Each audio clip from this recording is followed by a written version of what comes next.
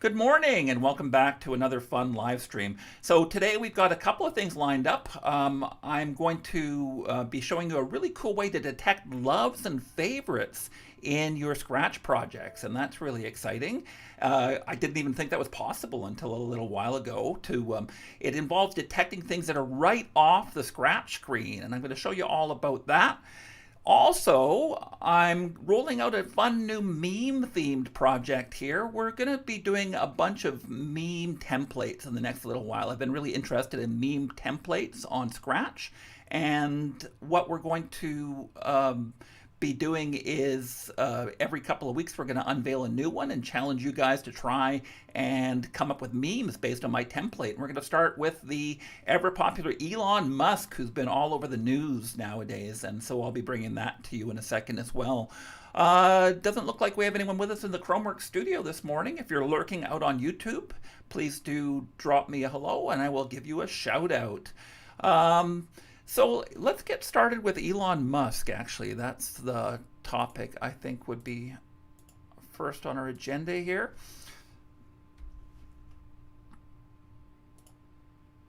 So this is the Elon Musk tweet template that I have set up. And what's that monkey doing across my screen here? Wow, everything is just weird today. I swear I didn't put that monkey on my screen. Let's go over to a different screen here and see if that works.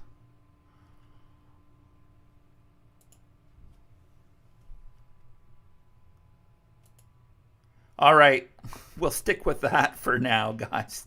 So this is my Elon Musk tweet template, and let me show it to you right now, guys. So when I click the green flag... Hey, babe. Yep. Can't get enough of the y'all that, baby. We're actually live right now, which means I could say something truly shocking. I changed my title to Techno King. There's the dad jokes, I just have to warn you, they're only going to get worse. I feel as though there's like... So what's going on here is that we're challenging you guys to come up with your own Elon Musk tweet. So you guys who haven't been following the news lately would probably want to know. Here I am. I disappeared for a little bit. So Elon Musk has just bought Twitter, one of the largest social media companies out there, and he's been all over the news. And one of the funny things that he did right away was he started joking about what else he was going to buy. The idea behind him buying Twitter was he wanted to change things. He didn't like the way that Twitter was being run, and so he wanted to change things a little bit. So I was suggesting that maybe we could come up with some new tweets of other things that Mr. Musk can tweet out about things he's going to buy. And so that's where we are today with this project here. So I have released this tweet template. It simply has a little bit of text inside it here, and you just have to fill in the extra text for what you want to do. You can save that over to this studio here, and I'm going to load the studio into the chat if you guys would like to have a look at it. There you go. And so I can give you some examples of how I filled out this tweet template. So here's one, for example. Hey, babe. Yep. Can't get enough of the y'all that, baby. So next I'm going to buy Netflix and stream Mars Attacks and The Martian around the clock, baby. Let's do another one here.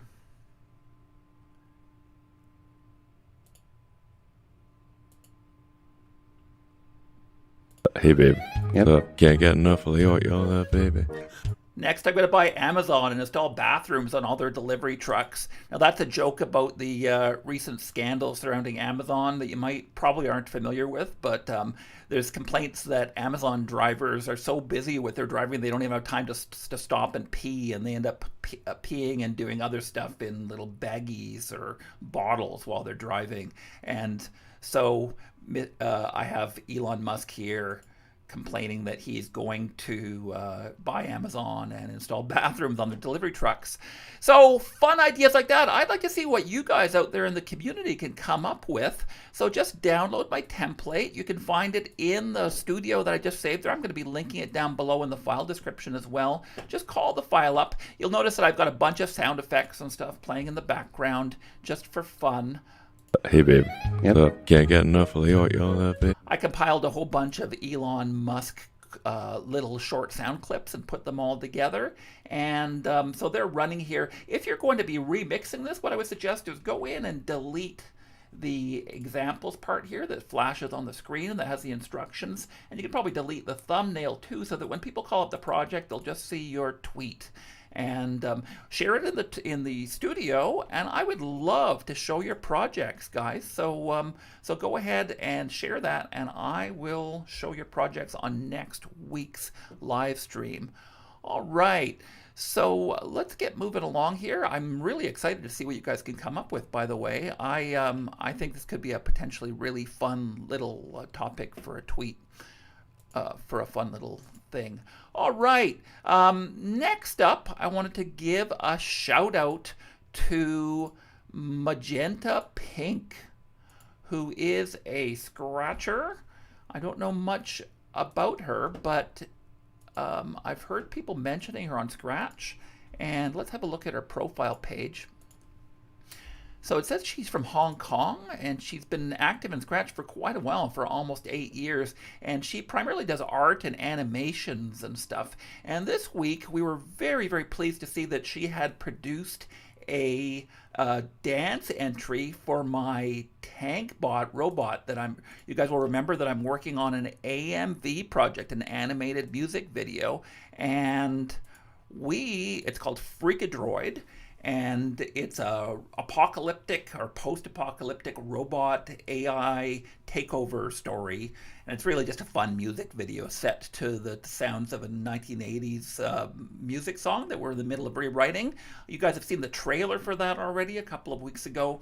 And so we're looking for choreography and dances and things that we can use to put into this fun music video. Magenta Pink has been ever so kind to produce some amazing dances. See, these are some of the nicest dance moves I have ever seen. We've compiled probably about 15 different dance moves here, but Magenta has done 4 new dance moves for us that are just amazing. Let me show them to you right now. So this is the step.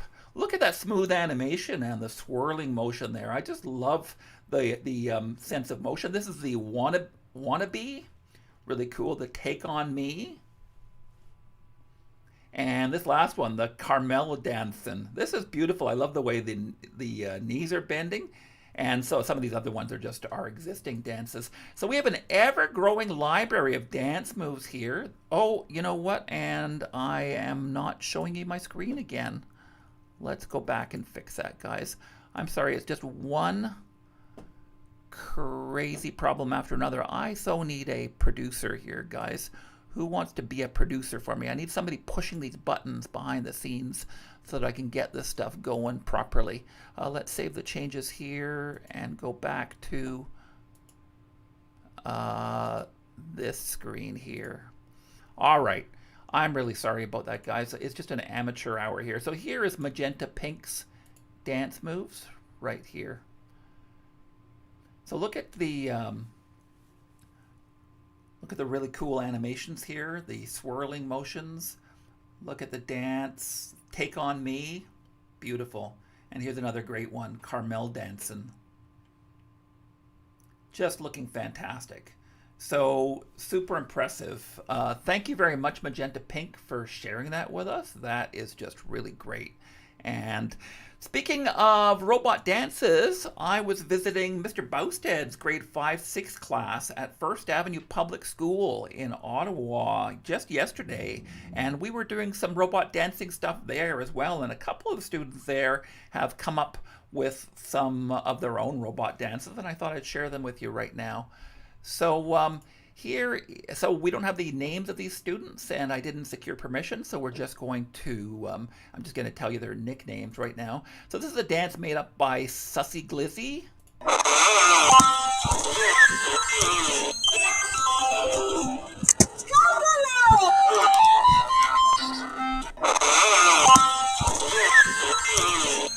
I'm not quite sure what that soundtrack is that Sussy did up here, but wow. Here's another one caught by Corgi Lover 2000. And this one has done some fun stuff to Tankbot's visor. Kind of flashing purple, and that's really cool, I think. Hi to Liam Shaw, who's just joined us on the live stream. Nice to see you. We're just doing some robot dance animations right now. This one is by R4Y, and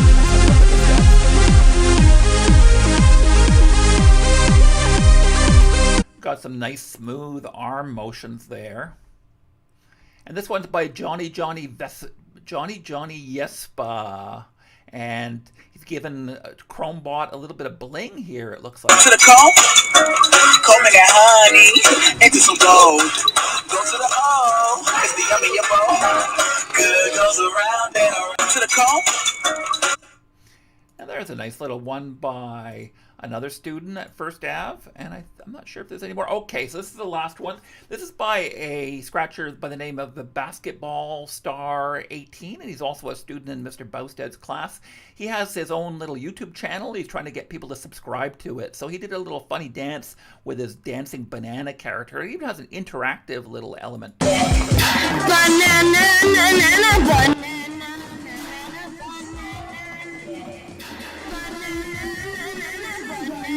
The music is annoying, and let me turn that down a little bit more.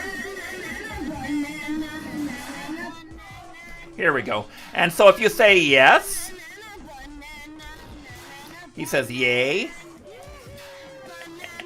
And if you say no, the music stops. Let me show it to you in a second here.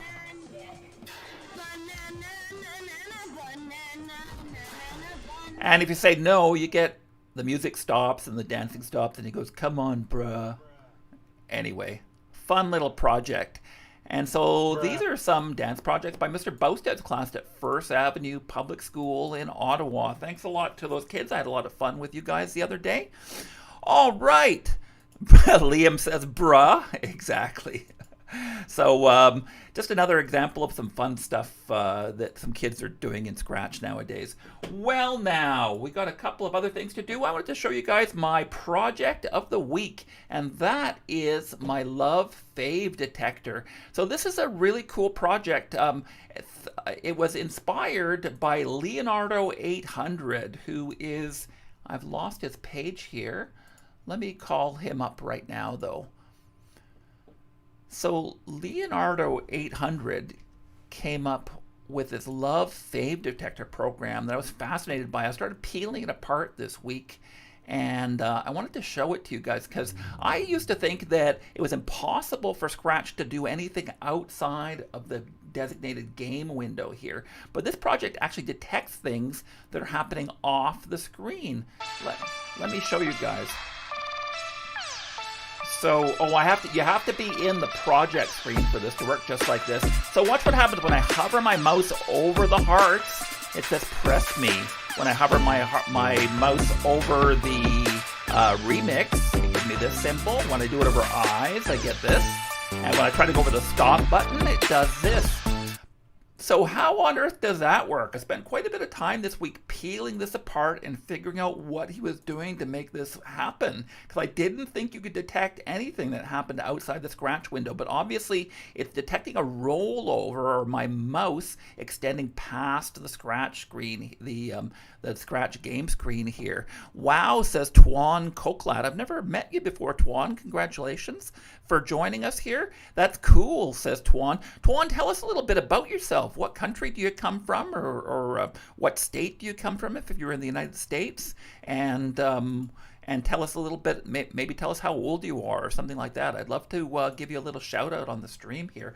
So anyway, I peeled that apart and I came up with my own little program that uses the same technology. It's called Detecting Loves, Faves, and More. I've done a whole tutorial explaining how I did this to you guys. And but I want to run it right now. So it uses a screen rollover effect. There's invisible sprites on my screen here that are detecting where I'm moving with my cursor, as you can see here. Now, when I move my cursor to the top left and he looks up at the Chromeworks logo, he goes, "Ooh." I love these guys. And again, this thing works if you're on the bottom here. So I took the idea from that other project and used it in my own project here. So if I hover over the hearts. Love me, please. There you go. We get a little heart logo. And here's some stars. I'm going to share this project in the text chat here in case you guys want to try this out yourself. Oh yeah, Liam is from Maine, of course. He just wanted to remind us of that. Love me, please. Tuan is from Indonesia. Wow, that's amazing. I don't think we've ever had a viewer from Indonesia before. Welcome, Tuan. It must be very late at night there, so thank you for joining us, buddy. Probably about midnight there, eh? What time is it there, buddy? All right, so so this is the part I wanted to show you. So this project, when you hover over the stop sign, watch what it does. No! It says no and tries to beg you not to stop the program. No! So, oh, and that was the last one there. So if you move your cursor over the notes and credits area, watch what happens. I'm going to show that for you one more time. I'd like to thank the Academy. And yeah, so a really cool example. Now, one of the things I wanted to warn you about is there's no way to actually detect whether you've clicked any of the things here. I can love this program, and I think you should love it too, and I'll favorite it. But there's no way to actually detect whether you've clicked it or not. I've tried doing when this sprite clicked for the invisible sprites that I have under here, and it just doesn't detect them when they're off the screen. So you can detect a rollover, meaning your mouse is on top of something. But you cannot detect a click. So there's only limits to this. So when I say a love detector, it detects that you're hovering over the love, but it will not detect that you've actually clicked on it, unfortunately. So so that's what's going on with this program. Now, how do we do this? This morning, in about an hour or two, I just have a little bit left to do to add the caption information for this video, but I am going to be releasing a video in the next little while that. Let me get rid of this thing here. I'm going to be releasing a video in the next couple of hours that has a full tutorial on how you're going to do this. But while you're waiting for that, I thought that I would give you a little preview of how the program works. So let's get into that right now. Ooh. Love me, please. So the key to this is we're using a scratch hack to move things off the screen. It's all contained inside this custom block, and this is the really important area here. So let's go to the love detector, the heart detector I have here. You can see that I've created my sprite with a blank sprite with nothing on it. And then I've got this heart detector. This is what's actually being positioned on the screen under the heart situation. And then here's the little heart that's floating up that gets cloned a little bit later. So how all that works is fairly straightforward, but this position me sprite is what I really wanted to show you guys. I talk about this in more detail in my tutorial, but basically what's happening here is we're using a scratch hack that allows you to take a project, and when it has a blank costume, you can set the size up to something ridiculously large, like 10,000%. And that allows you to position it way off the screen. And then if you do a quick switch and switch it back to the graphic that you want, you find that you can position something at an X position you wouldn't normally be able to. Let me give you an example here. I'm going to use this custom block. So if I try to position this love detector sprite at a Y position right off the screen. Let's say, now we all know that our top Y position is 180 here. So if I try to position this sprite and in the Y here, I enter something like 300, for example, it's not going to let me. It lets me go up to 180, which is just a little bit off the edge of the screen, but it will not let me position it higher than that. So when I put an X position of 0 and a Y position of, well, we'll go even farther, like 400 here, you'll see that what it'll do is it'll switch to a blank costume, blow the picture up, and then switch costumes, and then move it to the new position, and then resize it back to its original size. So there's something about that process of making something really big and then resizing it that allows you to position stuff off the screen. So when I click on this block here, you can see now that the sprite is positioned at a Y of 400, and we can actually do rollover effects that work at that Y position of 400. Now, I don't think I can get up that high on this screen. Let's get back to my project. Well, actually, I want to get into the code here, and let's just run a little loop here, or we'll run a little, let's run a little loop here forever that detects if touching mouse pointer, then we'll play a sound. Let's just go and create a new sound here. I'll just create it. Detected.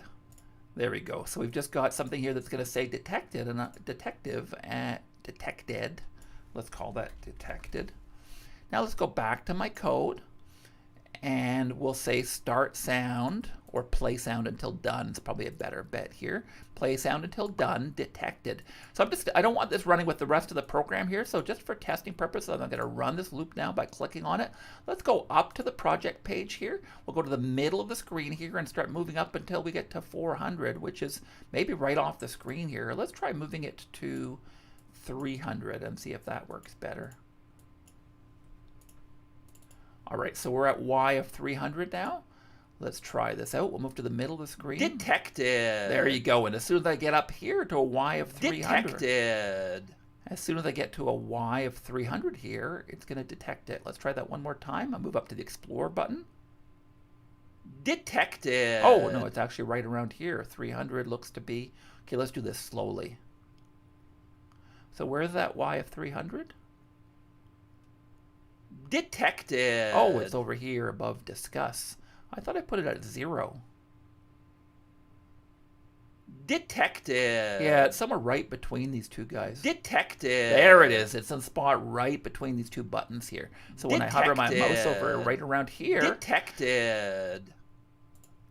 Anyway, so I can see all kinds of things you guys could do with these projects as well. I'm very excited to see if you can make a remix of this project or do something cool with it. So I'm not sure if I sent you guys a copy of this project or not yet. 47.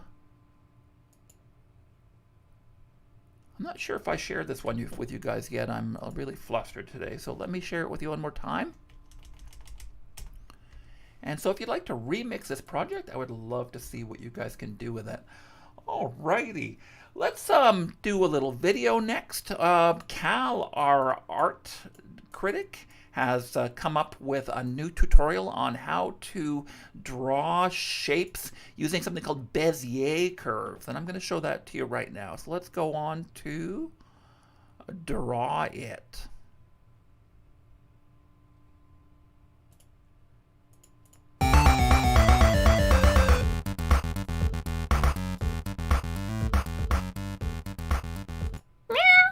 Hey guys, today I'm going to show you how to make rounded corners and how to make cool curvatures, so let's go! Scratch already has set corner varieties such as pointed and curved, which look just like this, but they're a little too neat, or in my case, the circle is a little too wide, so I'm going to show you how to fix that. But before we get to that, I'm going to teach you guys about Bezier curves, which I just found out. Basically, when using the circular corner tool, you're able to use handles to push and pull the curvature of the circle or the curvature of the line to either pull it out, push it in, make it a small curvature, a strong curvature, but it always has a center of gravity with that control point, which is the center point. Due to having the center point, you're able to push and pull the line while it's still making a smooth transition. If you look here, no matter how tight the curve, it still is put smoothly, even if you pull it out or push it in really close to the center point. With that, we're able to make a really cool shape like this that actually go against the whole idea of organic shapes in Scratch that are easy to do or that look like an actual shape given in Scratch. Moving on, if you put control points next to the pre-existing corner control points, then delete that corner control point, you actually get a perfectly rounded corner that doesn't mess up the shape at all, and it stays the shape that you want. You're able to change how big the corner is by just changing the distance between the corner control point and the control points you make. Moving on to circles, you're actually able to give a circle somewhat of a side if you put control points literally around the already existing control points like we did with the square, to flatten a shape maybe if you want to someone give it an angle. It looks really cool. It's very helpful if you need to make a non-organic shape instead of using trillions of control points to get the shape you desire. In the background, you can actually just see me playing around with it, trying to create something. I don't know what I was doing. Maybe I was going for a face and then it turned to Spider-Man. I don't know. I was just playing around with control points and like deleting it just to make cool shapes. Now using the rectangle, I was just rounding the corners. I don't know what I was going to make, but in the end, it turned out into a cool shape. It reminds me somewhat of a game controller, but literally, it's just pushing and pulling and then control points. It's so much easier than using 1,000 control points, like I said before, and then trying to make it look good. It's literally so smooth. You don't have to spend too much time. I know this was a short video. Hope you guys learned something new, and I'll see you guys next time. Bye-bye!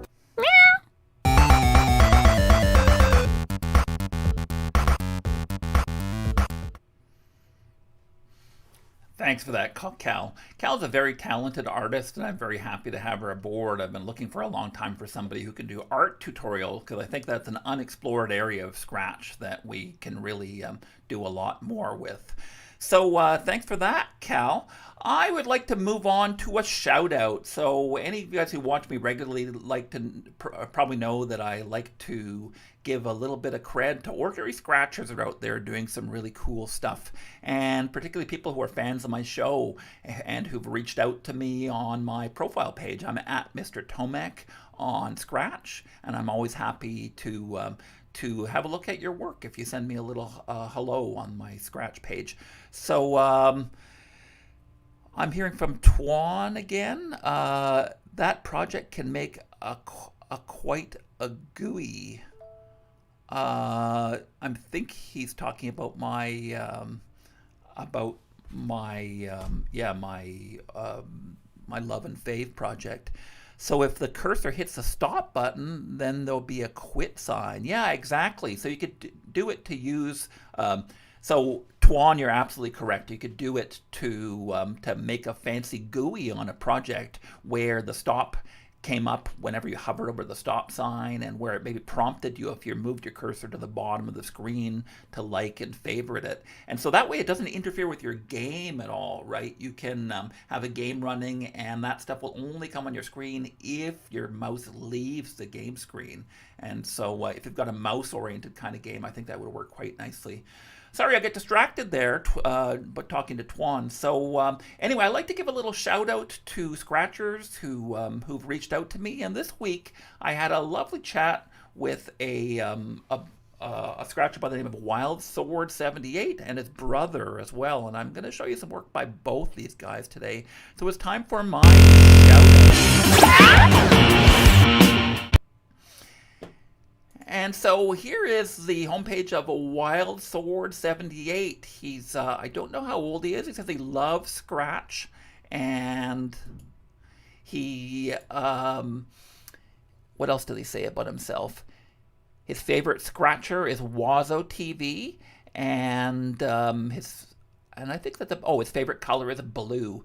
Anyway, so he's made one of these projects that I really like to see, because they're just super creative, little funny projects. Oh, let me get back to this again. I've lost it. Here it is. This is a project called Random Forward. I'm seeing a lot of this kind of stuff on Scratch. Rather than trying to come up with a big, complicated story, what Wild Sword has done here is he just compiled a whole bunch of really, really fast and funny little visual gags that involve sound effects and quick images. And this one's called Random. random 4. So he's done a series of these, and I'm seeing a lot of these on Scratch right now, and I just think they're a fun little way to express yourself, even if you don't know a ton about coding. Let's have a look at Random's project right now. Sorry, at Wild Sword's project right now. Mom. Hey, what's up, boy? Oh, I'm doing pretty great, boy. Oh, yeah, that's cool, boy. Yeah, boy. I'm gonna go do something stupid. I did it.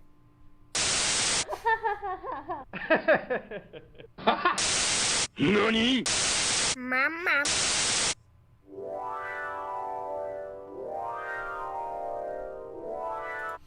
Really nice work, Wild Sword. So, yeah, this is a fairly simple project. The coding's not too complicated.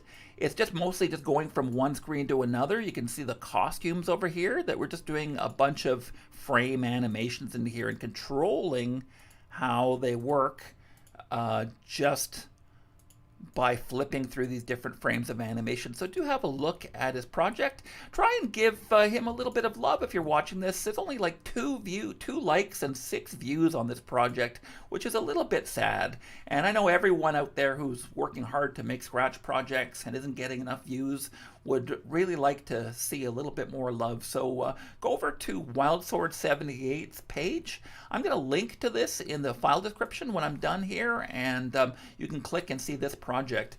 So Wild Sword has a brother, and his name is Soccer Squirrel 87, and he likes making games and animations too, and he made his own random project. So let's have a look at that right now. So this is called Random 2. And I think that Soccer Squirrel's a little bit older than his brother, but don't quote me on that. Anyway, so he sent me a very nice text today, and I thought I'd show you his random project as well. Hey, bro, can you help me find my head? Ah! But I got the honey. You may got the honey, but I got the sugar. You may got those, but I got the creamy peanut butter. It's the Mr. Monkey Show! Boo! Hey, don't boo me! I'm Mr. Monkey! We already know that! The Science Show. Pianos! Whose idea was this? What time is it? It's muffin time! It's muffin time! Actually, it's 12:30. No, it isn't! Hey, is that a glazed jelly donut you have? Yeah?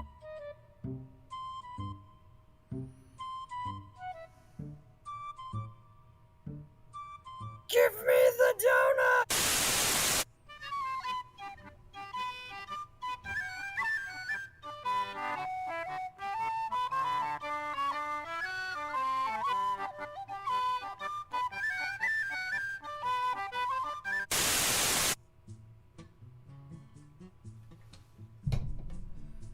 I'll take 12 donuts, please. Hi, welcome to Drippage. Hi, 12 donuts, please. Can I take your order? Yeah, 12 donuts, please. Sorry, we only sell them by the dozen. Okay, I'll have a dozen then. Sorry, we don't have a dozen. We only have 16. Fine, give me 16 then. 16 bagels.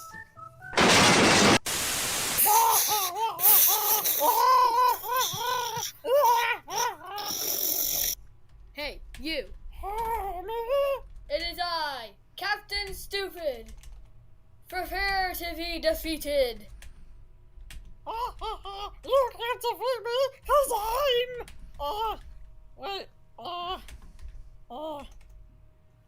what's my name again? I forgot. How about Dr. Grandma.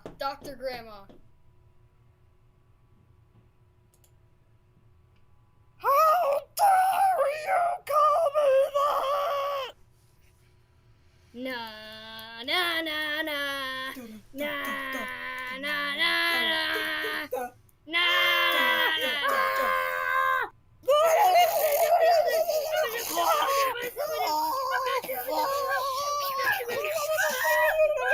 Haha! You're no match for my punch, Ray. Huh?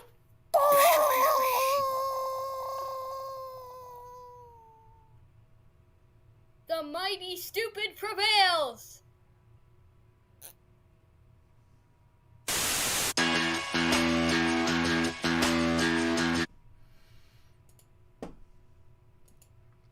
Well, thank you very much for that, Soccer Squirrel. So some really funny little clips there. Again, you don't need a story. You don't need any coding skills. You really don't need much of anything. A lot of these funny little things here were just recorded using Soccer Squirrel and his brother. They just recorded it with their own voices. They scribbled. They drew funny little things and added a couple of sound effects and did something really funny and clever. And look at this, only 7 views. How sad is that, guys? So I'm going to link to Soccer Squirrel's work as well, and please do drop over and give them a like and a favorite, please. And I think that these guys are just working hard and making some fun stuff in Scratch, and they need a little bit of notice. So please give them a follow.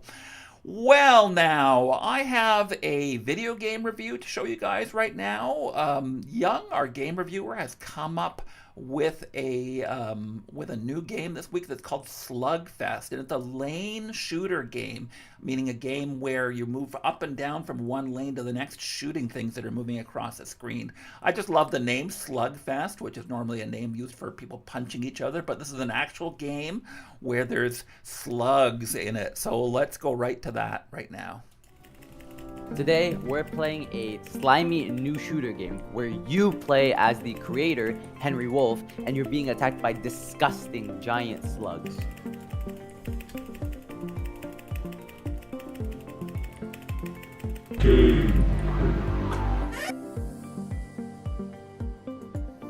This week's featured game is Slugfest. It is a game that is seen from a 3/4 perspective.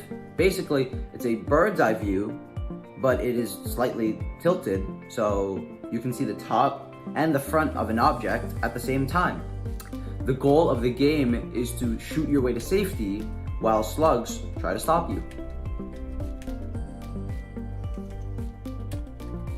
Henry Wolf is a Canadian scratcher who joined 1 year and 11 months ago.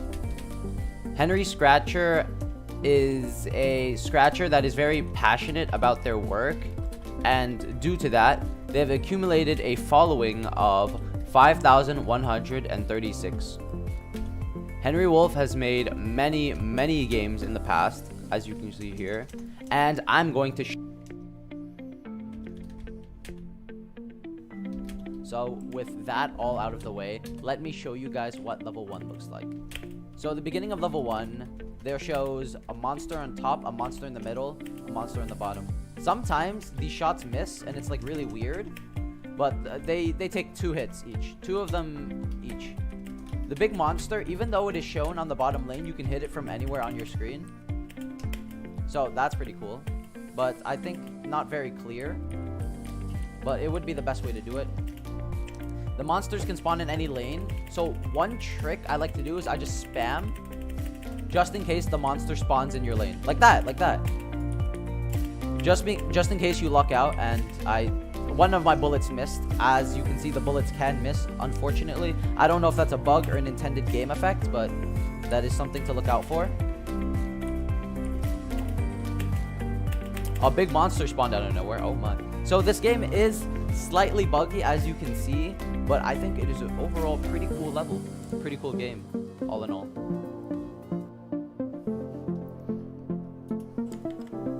Overall, it's a pretty well-developed game. However, I do have some words for it. Making the game have more content is something that needs to be added. Right now, from levels 1 through 8, it's just essentially the same game, just with different patterns and different difficulty.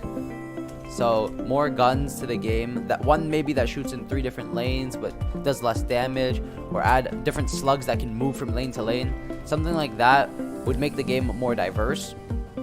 Add sound effects. Add sound effects to the guns specifically, I think, because sound cues are very important to any game, and that's how people decide what they like know, like what they can hear, what they'll do with that information.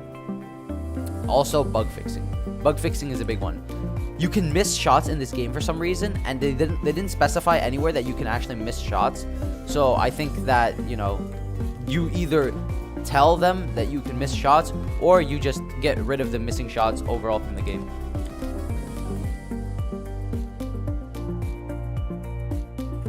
If you like Slugfest, check out some of Henry's other releases, like Quick Math Edition, a fun little brain game where you have to quickly do math.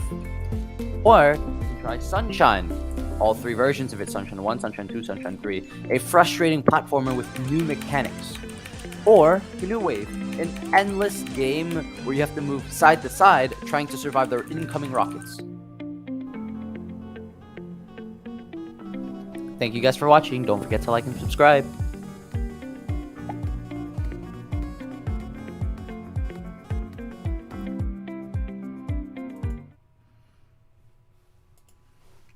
Well, thank you for that, Young. So that is a fun little game project as well. I'm really enjoying Young's game reviews.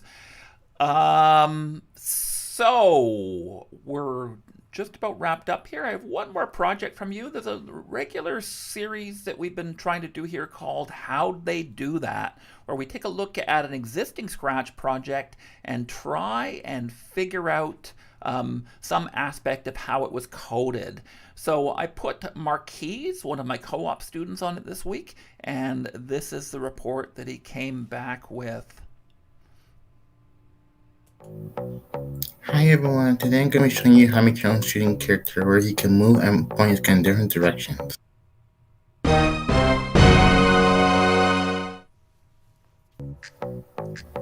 So I got my inspiration from a game called Fortnite Board Edition by the Scratch user CoderPro5278. When creating your character, you're going to want your character to be moving with the mouse when you get the green flag. So when you're moving, you're going to want it to be moving in a forever loop. So when creating your character, you're going to want your character to be moving with the WASD keys. So when creating this, you're going to want your W key to be moving with the Y position by 10. And when you're using the S key, you're going to want your Y position for the S key to be moving by negative 10. After doing that, you're going to want to make your A key and D key. So when you're making the A key, you're going to want it to be moving by negative 10 with the X position. And when making the D key, you're going to want it to be moving plus 10 with the X position. Now your character is now aiming at one position while moving at the other. Now onto the bullet. When making your bullet, you're first going to want to make a sprite of the bullet. And you're going to turn it to the right so it's facing the right direction when coming out the gun. Now back to the character. Now the character will be cloning the bullet every 0.5 seconds when pressing the space key. So it adds a delay so you don't shoot too fast. Now back to the bullet sprite. So when you're making your bullet sprite, you're going to want your sprite to be hiding when it's on the start screen. And when it starts, it'll be showing a clone of itself. Now you're going to want the bullet to be going to the man's position. The bullet will appear to be on top of the man's head. So we're going to give it the effect that it's coming out of the gun. So what we're going to do is we're going to change it to 30 pixels for it to give it that effect. So what you're going to do to give it that effect is you're going to make it move 30 and it will move right to the right position to the end of the gun. You might have to change up the size or number for this depending on the man's size or shape. Next we're going to tell the bullet to be moving until it touches the end of the screen. Now every time the bullet touches the end of the screen, the bullet will delete a clone of itself. And there you have it, your very own character that shoots in every direction you point at. If you want to shoot faster, you can decrease the delay by a little bit to give it the effect of shooting a lot. And that's my tutorial of how to make your very own shooting character on Scratch. If you learned something new, make sure to subscribe and like for very more. Thanks for watching.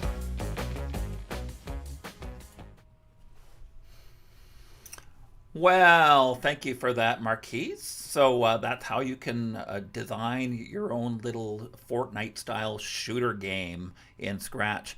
So welcome to Chill Dorito, who has just joined the stream. I asked him what country he's from, and he's too shy to tell me. As I like to tell people, I won't send a drone to strike your to to drop a missile on your house or anything like that if I know what country you're from. I'm not asking for your home address, dude. Anyway, so I just like to see what country or state people are visiting my live stream from. So if you're bashful, that's all good, but I'm telling you, I'll never ask you for personal information that might identify you, and it's perfectly appropriate for you to want to keep your privacy online, but telling me what country you live in isn't really that big a deal, right? Okay, welcome. Also, I had a message earlier today, and I'm not sure if he's still watching, but Oscar P also said hello, so welcome also to Oscar P. Well, I think that's about all the content I have for you guys today. I just wanted to, I want to get this, I'm not quite sure how this monkey appeared on my screen. It's in somewhere in my OBS setup here.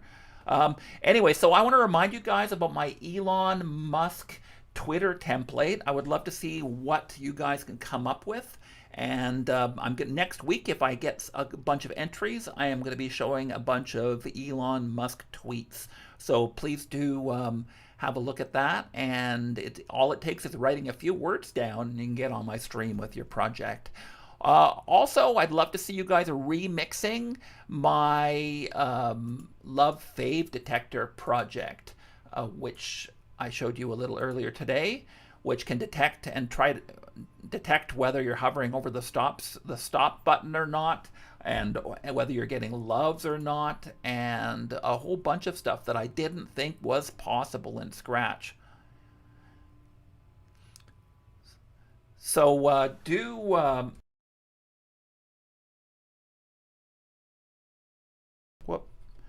had my audio turned off. So do have a look at this project. I'd love to see some remixes of this. What else can you make this software do when we hover over parts of the screen that are outside the screen? All right, I'll be back next week with a whole bunch of new content for you, including, I'm pretty sure, the first part of my new tutorial on how to make a Tetris game in Scratch. My co-op student Wang has been working hard on that, and we are ready to go with the tutorial series, and I'm going to be unveiling the official release of that game next week as well. Meanwhile, our AMV project is coming along, and we're very excited about that. We're just waiting on our music. Music Man Joe, if you're out there, help! We need your music. Once we have our music, we're going to go great guns on that through the month of May, and we're very excited to show that to you. So, in the meantime, happy scratching, everybody, and I will see you